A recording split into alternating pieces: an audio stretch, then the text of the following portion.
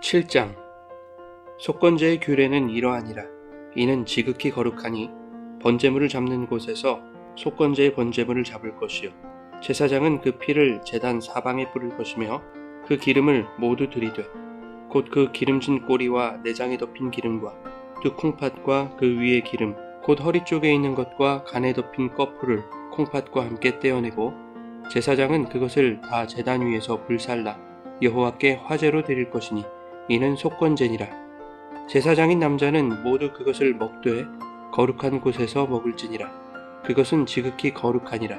속죄제와 속건제는 규례가 같으니 그 제물은 속죄하는 제사장에게로 돌아갈 것이요 사람을 위하여 번제를 드리는 제사장 곧 그 제사장은 그 드린 번제물의 가죽을 자기가 가질 것이며 화덕에 구운 소제물과 냄비에나 철판에서 만든 소제물은 모두 그 드린 제사장에게로 돌아갈 것이니 소제물은 기름 섞은 것이나 마른 것이나 모두 아론의 모든 자손이 균등하게 분배할 것이니라.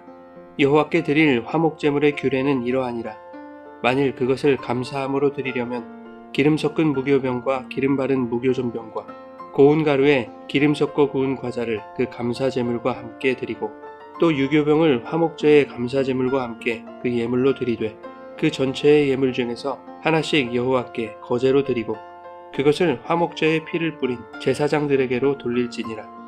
감사함으로 드리는 화목제물의 고기는 드리는 그 날에 먹을 것이요 조금이라도 이튿날 아침까지 두지 말 것이니라. 그러나 그의 예물의 제물이 서원이나 자원하는 것이면 그 제물을 드린 날에 먹을 것이요 그 남은 것은 이튿날에도 먹되 그 제물의 고기가 셋째 날까지 남았으면 불사를 지니 만일 그 화목제물의 고기를 셋째 날에 조금이라도 먹으면 그 제사는 기쁘게 받아들여지지 않을 것이라. 드린 자에게도 예물답게 되지 못하고 도리어 가증한 것이 될 것이며 그것을 먹는 자는 그 죄를 짊어지리라. 그 고기가 부정한 물건에 접촉되었으면 먹지 말고 불사를 것이라. 그 고기는 깨끗한 자만 먹을 것이니 만일 몸이 부정한 자가 여호와께 속한 화목제물의 고기를 먹으면 그 사람은 자기 백성 중에서 끊어질 것이요 만일 누구든지 부정한 것 곧 사람의 부정이나 부정한 짐승이나 부정하고 가증한 무슨 물건을 만지고 여호와께 속한 화목제물의 고기를 먹으면 그 사람도 자기 백성 중에서 끊어지리라.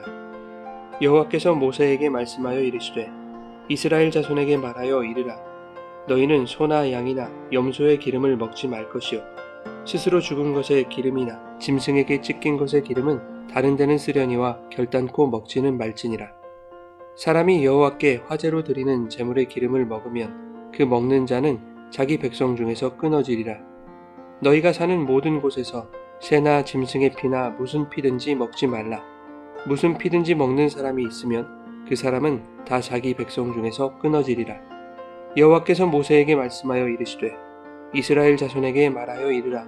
화목제물을 여호와께 드리려는 자는 그 화목제물 중에서 그의 예물을 여호와께 가져오되 여호와의 화제물은 그 사람이 자기 손으로 가져올지니 곧 그 제물의 기름과 가슴을 가져올 것이요 제사장은 그 가슴을 여호와 앞에 흔들어 요제를 삼고 그 기름은 제단 위에서 불사를 것이며 가슴은 아론과 그의 자손에게 돌릴 것이며 또 너희는 그 화목제물의 오른쪽 뒷다리를 제사장에게 주어 거제를 삼을지니 아론의 자손 중에서 화목제물의 피와 기름을 드리는 자는 그 오른쪽 뒷다리를 자기의 소득으로 삼을 것이니라. 내가 이스라엘 자손의 화목제물 중에서 그 흔든 가슴과 든 뒷다리를 가져다가 제사장 아론과 그의 자손에게 주었나니 이는 이스라엘 자손에게서 받을 영원한 소득이니라. 이는 여호와의 화제물 중에서 아론에게 돌릴 것과 그의 아들들에게 돌릴 것이니 그들을 세워 여호와의 제사장의 직분을 행하게 한 날 곧 그들에게 기름 부은 날에 여호와께서 명령하사 이스라엘 자손 중에서 그들에게 돌리게 하신 것이라. 대대로 영원히 받을 소득이니라. 이는 번제와 소제와 속죄제와 속건제와 위임식과 화목제의 규례라.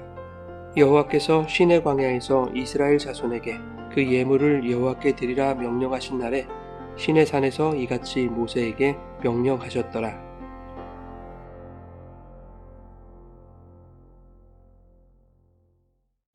여러분 좋은 아침입니다. 오늘도 말씀의 은혜가 여러분의 삶에 풍성히 임하기를 소망합니다. 레위기 7장에서는 속건제와 화목제에 대해 설명하고 있습니다. 1절부터 10절까지는 속건제에 대해서, 11절부터 36절까지는 화목제에 대한 규례입니다. 속건제는 번제물을 잡는 곳에서 속건제의 제물도 잡도록 하고 있습니다. 그리고 그 피를 번제단 사방에 뿌리고 모든 기름과 기름진 부위는 제단 위에서 불살라 여호와께 화제로 드리도록 했습니다. 7절에 보면 속죄제와 속건제는 규례가 같다고 말씀하고 있습니다. 5장과 6장에서 속건제가 보상이나 배상과 관련된 제사였음을 살펴봤는데, 이러한 속건제의 규례와 속죄제의 규례가 같다고 하는 것은 속죄제 속에도 속건제의 보상과 배상의 의미가 포함되어 있다는 것을 말해주고 있는 것입니다. 예수 그리스도가 영단번에 속죄의 제물로 드려지신 것은 죄범한 인간들이 하나님께 갚아야 할 그 죄값을 대신 치러주신 것이죠. 즉 속죄물이 되셔서 죽으신 것은 동시에 속건제물이 되셔서 죄인들의 모든 죄책에 대한 배상과 보상을 완성해 주신 것입니다. 오늘도 그 한량없는 은혜 안에 붙들려 있음에 감사가 고백되고 또 감격이 회복되는 우리들의 삶이 되기를 바랍니다. 한편 속건제의 남은 고기와 번제물의 가죽은 제사장의 몫으로 돌아갔습니다. 또한 소제물도 제사장의 몫으로 돌아갔죠. 그런데 10절에 보면 이렇게 말씀하고 있습니다. 소제물은 기름 섞은 것이나 마른 것이나 모두 아론의 모든 자손이 균등하게 분배할 것이니라. 이 말씀을 히브리어 성경으로 보면 표면적인 의미와는 전혀 다른 뉘앙스를 풍기고 있습니다. 균등하게 분배할 것이니라 라는 말을 문자적으로 해석해 보면 각 사람이 형제가 될지니라 라는 뜻입니다. 다시 말하면 성경이 말하는 공평이라는 것이 반드시 수치적 균등을 말하는 것은 아니라는 것이죠. 각자의 몫을 나눌 때에 서로가 형제임을 기억하는 것이야말로 공평의 근거가 되는 것입니다.